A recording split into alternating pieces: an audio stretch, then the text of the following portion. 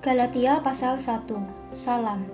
Dari Paulus, seorang rasul, bukan karena manusia, juga bukan oleh seorang manusia, melainkan oleh Yesus Kristus dan Allah Bapa yang telah membangkitkan Dia dari antara orang mati, dan dari semua saudara yang ada bersama-sama dengan aku, kepada jemaat-jemaat di Galatia. Kasih karunia menyertai kamu dan damai sejahtera dari Allah Bapa kita dan dari Tuhan Yesus Kristus, yang telah menyerahkan dirinya karena dosa-dosa kita untuk melepaskan kita dari dunia jahat yang sekarang ini menurut kehendak Allah dan Bapa kita. Baginya lah kemuliaan selama-lamanya.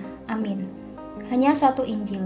Aku heran bahwa kamu begitu lekas berbalik daripada Dia yang oleh kasih karunia Kristus telah memanggil kamu dan mengikuti suatu Injil lain yang sebenarnya bukan Injil. Hanya ada orang yang mengacaukan kamu dan yang bermaksud untuk memutarbalikkan Injil Kristus. Tetapi sekalipun kami atau seorang malaikat dari surga yang memberitakan kepada kamu suatu Injil yang berbeda dengan Injil yang telah kami beritakan kepadamu, terkutuklah dia. Seperti yang telah kami katakan dahulu, sekarang kukatakan sekali lagi. Jikalau ada orang yang memberitakan kepadamu suatu Injil yang berbeda dengan apa yang telah kamu terima, terkutuklah dia. Jadi bagaimana sekarang? Adakah ku cari kesukaan manusia atau kesukaan Allah? Adakah ku coba berkenan kepada manusia? Sekiranya aku masih mau mencoba berkenan kepada manusia, maka aku bukanlah hamba Kristus. Bagaimana Paulus menjadi rasul? Sebab aku menegaskan kepadamu, saudara-saudaraku, bahwa Injil yang kuberitakan itu bukanlah Injil manusia. Karena aku bukan menerimanya dari manusia dan bukan manusia yang mengajarkannya kepadaku, tetapi aku menerimanya oleh penyataan Yesus Kristus. Sebab kamu telah mendengar tentang hidupku dahulu dalam agama Yahudi. Tanpa batas aku menganiaya jemaat Allah dan berusaha membinasakannya. Dan di dalam agama Yahudi aku jauh lebih maju dari banyak teman yang sebaya dengan aku di antara bangsaku, sebagai orang yang sangat rajin memelihara adat istiadat nenek moyangku. Tetapi waktu Ia yang telah memilih aku sejak kandungan ibuku dan memanggil aku oleh kasih karunia-Nya, berkenan menyatakan anaknya di dalam aku, supaya aku memberitakan Dia di antara bangsa-bangsa bukan Yahudi, maka sesaat pun aku tidak minta pertimbangan kepada manusia. Juga aku tidak pergi ke Yerusalem mendapatkan mereka yang telah menjadi rasul sebelum aku, tetapi aku berangkat ke tanah Arab dan dari situ kembali lagi ke Damsyik. Lalu 3 tahun kemudian aku pergi ke Yerusalem untuk mengunjungi Kefas dan aku menumpang 15 hari di rumahnya. Tetapi aku tidak melihat seorang pun dari rasul-rasul yang lain kecuali Yakobus, saudara Tuhan Yesus. Di hadapan Allah kutegaskan, apa yang kutuliskan kepadamu ini benar, aku tidak berdusta. Kemudian aku pergi ke daerah-daerah Syria dan Kilikia. Tetapi rupaku tetap tidak dikenal oleh jemaat-jemaat Kristus di Yudea. Mereka hanya mendengar bahwa Ia yang dahulu menganiaya mereka sekarang memberitakan iman yang pernah hendak dibinasakannya, dan mereka memuliakan Allah karena aku. Galatia pasal 2. Paulus diakui oleh para rasul. Kemudian setelah lewat 14 tahun, aku pergi pula ke Yerusalem dengan Barnabas dan Titus pun kubawa juga. Aku pergi berdasarkan suatu penyataan, dan kepada mereka kubentangkan Injil yang kuberitakan di antara bangsa-bangsa bukan Yahudi, dalam percakapan tersendiri kepada mereka yang terpandang, supaya jangan dengan percuma aku berusaha atau telah berusaha. Tetapi kendati pun Titus yang bersama-sama dengan aku adalah seorang Yunani, namun ia tidak dipaksa untuk menyunatkan dirinya. Memang ada desakan dari saudara-saudara palsu yang menyusup masuk, yaitu mereka yang menyelundup ke dalam untuk menghadang kebebasan kita yang kita miliki di dalam Kristus Yesus, supaya dengan jalan itu mereka dapat memperhambakan kita. Tetapi sesaat pun kami tidak mau mundur dan tunduk kepada mereka agar kebenaran Injil dapat tinggal tetap pada kamu. Dan mengenai mereka yang dianggap terpandang itu, bagaimana kedudukan mereka dahulu itu tidak penting bagiku, sebab Allah tidak memandang muka.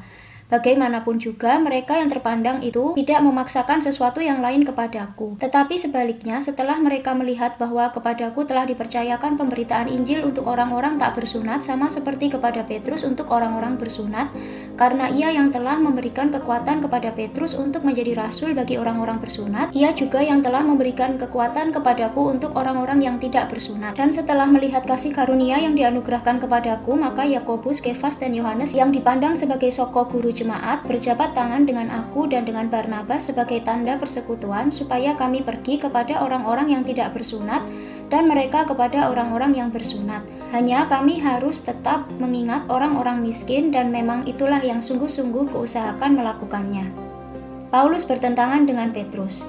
Tetapi waktu Kefas datang ke Antiokhia, aku berterang-terang menentangnya sebab ia salah.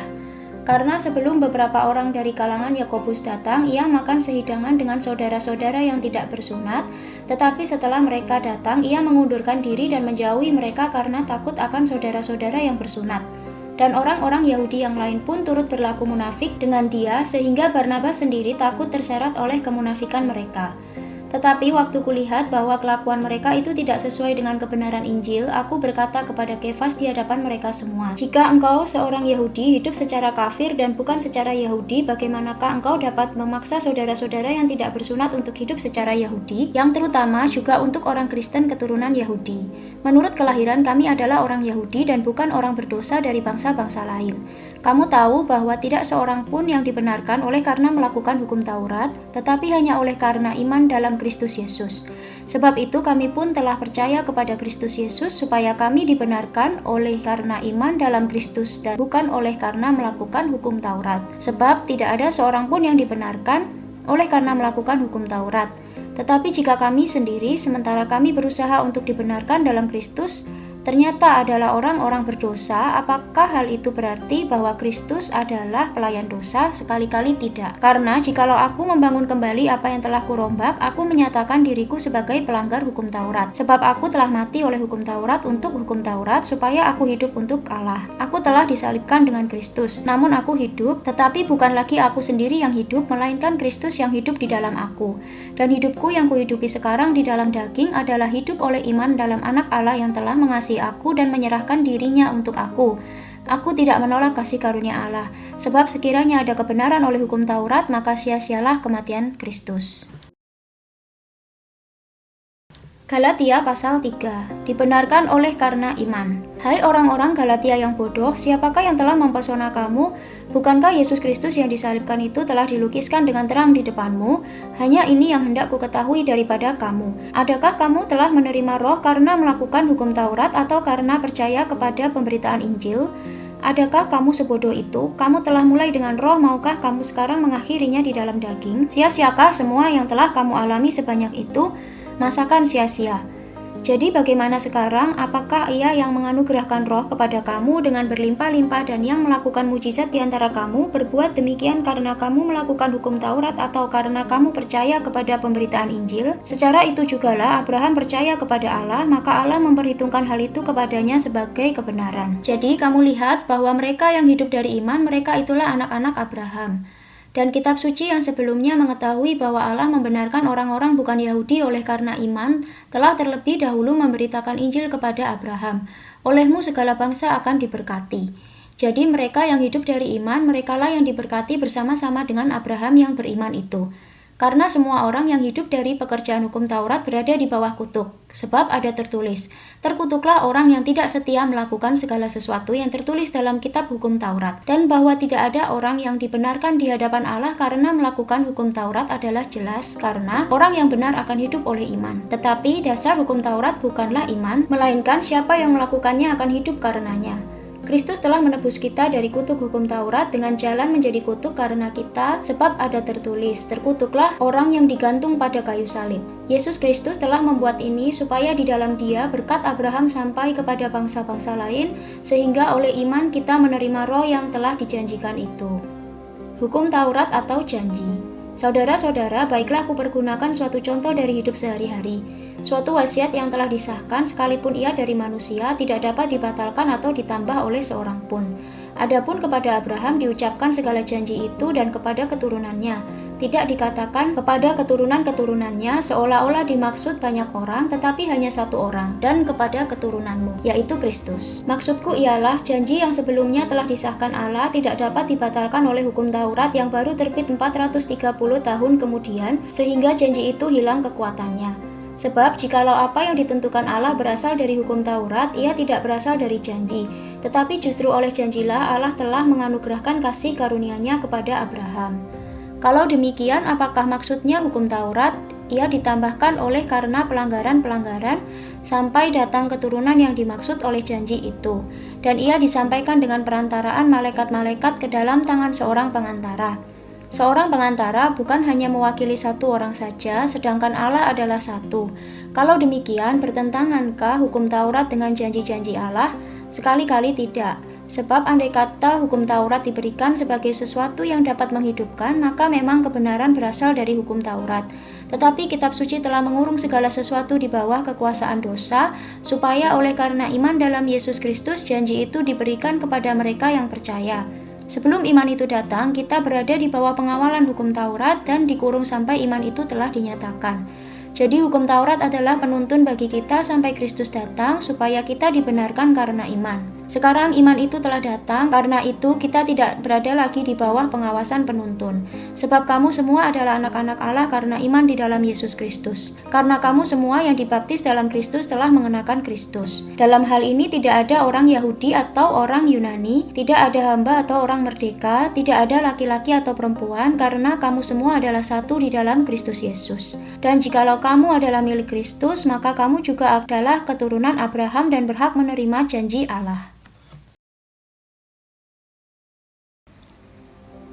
Galatia pasal 4. Tak ada lagi perhambaan.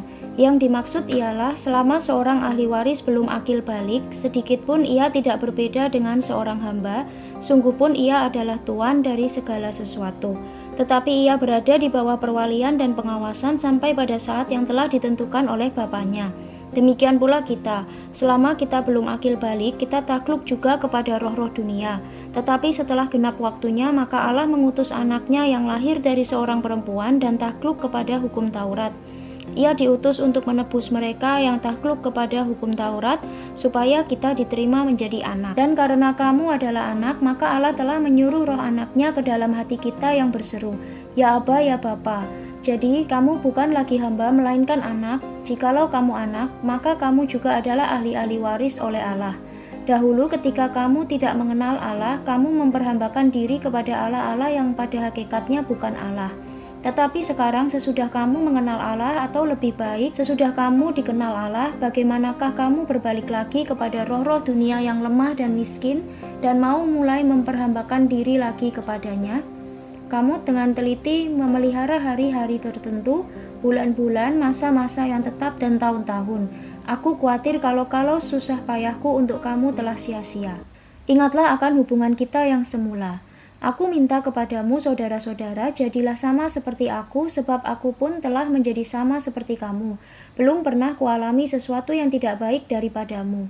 Kamu tahu bahwa aku pertama kali telah memberitakan Injil kepadamu oleh karena aku sakit pada tubuhku.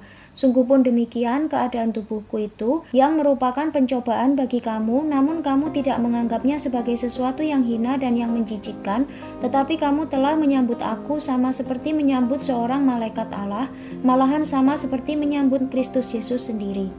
Betapa bahagianya kamu pada waktu itu, dan sekarang di manakah bahagiamu itu? Karena aku dapat bersaksi tentang kamu bahwa jika mungkin, kamu telah mencungkil matamu dan memberikannya kepadaku.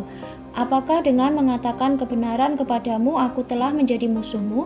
Mereka dengan giat berusaha untuk menarik kamu, tetapi tidak dengan tulus hati, karena mereka mau mengucilkan kamu supaya kamu dengan giat mengikuti mereka. Memang baik kalau orang dengan giat berusaha menarik orang lain dalam perkara-perkara yang baik, asal pada setiap waktu dan bukan hanya bila aku ada di antaramu. Hai anak-anakku, karena kamu aku menderita sakit bersalin lagi sampai rupa Kristus menjadi nyata di dalam kamu. Betapa rinduku untuk berada di antara kamu pada saat ini dan dapat berbicara dengan suara yang lain, karena aku telah habis akal menghadapi kamu. Hagar dan Sarah.